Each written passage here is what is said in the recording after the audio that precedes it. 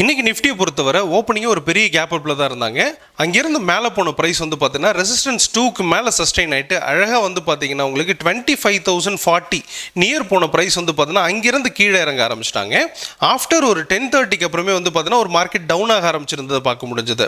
அது நியர்லி வந்து பார்த்தீங்கன்னா உங்களுக்கு ரெசிஸ்டன்ஸ் 2லே ஒரு சப்போர்ட் எடுத்து அரௌண்ட் வந்து பார்த்தீங்கன்னா 24,977 இந்த ரேஞ்சில் முடிச்சிருக்கிறத பார்க்க முடியுது.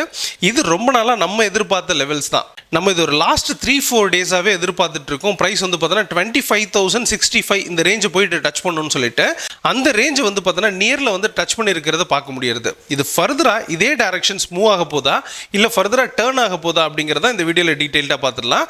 அதுக்கு முன்னாடி நம்ம என்ன சொல்லியிருந்தோம் அப்படிங்கிறதையும் பார்த்துட்டு வந்துடலாம். பார்த்தீங்கன்னா உங்களுக்கு ரெசிஸ்டன்ஸ் 1 பிரேக் பண்ணி ரெசிஸ்டன்ஸ் 2 இருக்கக்கூடிய 24,926 இந்த இடத்த போய் ரீச் பண்ணணும் அப்படிங்கிறது எக்ஸ்பெக்டேஷனாக இருக்குது. மேபி இந்த இடத்துல வந்து பார்த்தீங்கன்னா ஒரு சின்னதாக ஒரு ஹையர் லோவை கொடுத்து திரும்ப வந்து பார்த்தீங்கன்னா மேலே போகிறதுக்கான வாய்ப்பு இருக்குது அப்படிங்கிறதும் ஓவரால் புரிதலாக இருக்குது. பட் இது ஸ்ட்ரைட்டாக மேலே போகிறதுக்கும் வாய்ப்பு இருக்குது அப்படிங்கிறதும் புரிஞ்சுக்கலாம். அப்போ இந்த ப்ரைஸ் அப் ட்ரெண்ட் கண்டினியூ ஆகிட்டு அப் டு வந்து பார்த்தீங்கன்னா ரெசிஸ்டன்ஸ் 3 இருக்கக்கூடிய 25,063 இந்த ரேஞ்ச் வரைக்கும் போகுன்றது ஓவரால் எக்ஸ்பெக்டேஷன். இதை பொறுத்தவரை நம்ம 3 வியூ கொடுத்துருந்தாலுமே ரெசிஸ்டன்ஸ் 1க்கு மேலே இருந்ததுன்னா ஒரு ஸ்ட்ராங்காக இருக்கும் அப்படிங்கிறதையும் ப்ரைஸ் மேலே போகும் அப்படிங்கிறதையும் எதிர்பார்த்துருந்தோம். எக்ஸாக்டாக வந்து பார்த்தீங்கன்னா ரெசிஸ்டன்ஸ் 2க்கு மேலே தான் சஸ்டெயின் ஆனாங்க.